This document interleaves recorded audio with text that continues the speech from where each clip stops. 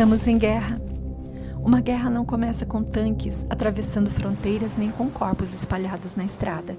A guerra começa antes, muito antes do primeiro disparo. Tampouco a morte é apenas aquela que transforma o homem em matéria inerte.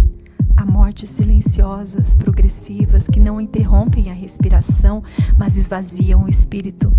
Pode haver um corpo vivo sustentando uma alma derrotada. E isso também é um campo de batalha. A guerra é toda luta travada, seja no território físico ou invisível das ideias. E essa dimensão invisível é anterior à pólvora. Não foram drones que inauguraram os conflitos. A tradição cristã já narrava o primeiro combate no céu quando Lúcifer se rebelou contra Deus. Desde então, a luta não se restringe à geopolítica, ela atravessa a consciência humana. E existe uma fissura interior que mesmo os que rejeitam a noção do pecado original reconhecem. Algo em nós resiste ao que deveríamos ser, algo em nós deseja o que nos destrói. A batalha, portanto, não começa entre presidentes, mas entre princípios. Não se trata apenas de um chefe de Estado contra outro, mas de visões de mundo que disputam a interpretação da realidade. Penso, logo existo, afirmou René Descartes. A frase tornou-se símbolo de autonomia racional, mas raramente perguntamos se de fato pensamos ou apenas repetimos pensamentos que nos foram entregues prontos. A linha de frente da guerra contemporânea não é geográfica, é cognitiva. O alvo não é território, é o discernimento. Sun Tzu já advertia que a forma mais eficiente de vencer é subjugar. Subjugar o inimigo sem combate, sem tiro. Destruir é caro, dominar a mente é estratégico. A vitória ideal preserva estruturas para utilizá-las depois, e o método não é novo, apenas sofisticou-se. Hoje a guerra não precisa de crateras nas ruas para produzir devastação. Basta corroer critérios, dissolver referências, embaralhar verdades e ficção, até que o indivíduo já não saiba distinguir uma da outra. Hannah Arendt observou que o súdito ideal do regime totalitário não é o fanático convicto, mas aquele para quem a diferença entre fato e invenção deixou de importar. Quando a realidade se torna maleável, o poder torna-se absoluto. George Orwell advertiu que em tempos de engano universal, dizer a verdade é um ato revolucionário. Não porque a verdade seja violenta, mas porque ela rompe o mecanismo de manipulação que depende da confusão. E a história oferece exemplos claros. A tomada da Bastilha em 14 de julho de 1789 tornou-se símbolo da derrubada do absolutismo francês e inaugurou o lema liberdade, igualdade e fraternidade. Palavras grandiosas. No entanto, o mesmo processo que proclamava virtudes desembocou no terror e na guilhotina.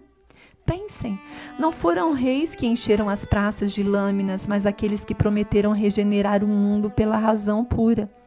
A promessa do paraíso racional frequentemente termina ensanguentando as próprias ruas que proclamavam redenção. Desde então, em nome da liberdade, a civilização cristã foi sendo fragmentada. A liberdade transformou-se em vigilância moral invertida. A igualdade converteu-se em nivelamento compulsório e a fraternidade reduziu-se à adesão ideológica. A linguagem deixou de descrever a realidade para moldá-la. E quem controla a linguagem controla os limites do pensável. Somos diariamente atravessados por versões conflitantes do mesmo fato.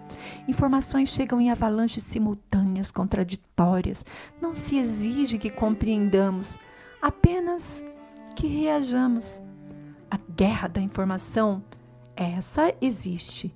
E ela não busca convencer pela verdade, mas saturar pela repetição. A mente exausta abdica do julgamento próprio, terceiriza a consciência e, nesse momento, a batalha está vencida.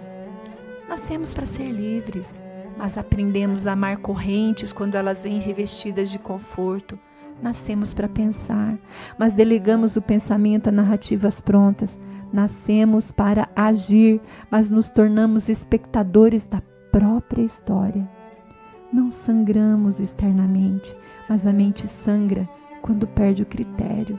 A guerra cognitiva não deixa escombros nas cidades, deixa ruínas na capacidade de discernir.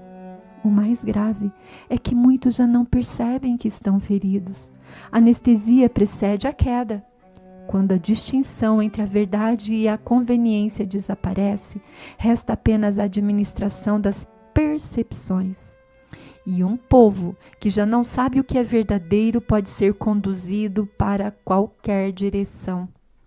Antes de discutir guerras declaradas entre nações, é preciso reconhecer a guerra que atravessa o interior de cada indivíduo.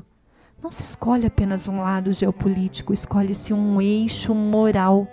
Eu sei de que lado estou, não porque seja confortável, mas porque reconheço que toda neutralidade diante da verdade é uma forma de rendição. Se preciso fosse, morreria por Cristo, não por impulso, mas por convicção de que a batalha fundamental não é por territórios, mas por sentido. Todos os dias enfrentamos o conflito entre virtude e conveniência, entre coragem e conformismo, entre verdades e utilidade. A guerra existe, quer a reconheçamos ou não, e se não soubermos que ela está em curso, morreremos em vão. Talvez acreditando que lutávamos pela liberdade, quando na verdade já havíamos entregado a própria consciência. Pensem nisso. Grande abraço.